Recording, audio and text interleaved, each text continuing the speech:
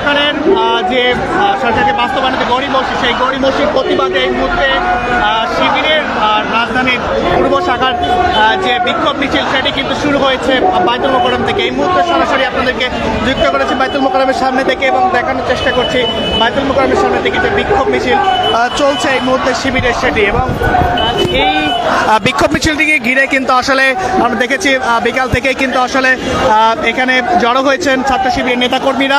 ছাত্র শিবিরের মহানগর পূর্ব শাখার উদ্যোগে কিন্তু এই যে বিক্ষোভ মিছিল সেটি চলছে এবং যে গড়িমসির প্রতিবাদে কিন্তু আসলে যে গণভোটের অর্থাৎ গণভোট বা এই সমস্যা রয়েছে সেসব সমস্যার যে দাবি রয়েছে সেইগুলো কিন্তু আসলে বাস্তবায়নের দাবিতে যেন সরকার যদি গড়িমসি করছে সেই অভিযোগ তারা করে কিন্তু আসলে সেই গড়িমসি না করা হয় সেই ইয়েতে কিন্তু তারা এই যে বিক্ষোভ মিছিল সেটি কিন্তু তারা করছেন। এই মুহূর্তে ঠিক সরাসরি আপনাদেরকে সেই বিক্ষোভ মিছিল থেকে সরাসরি দেখানোর চেষ্টা করছি।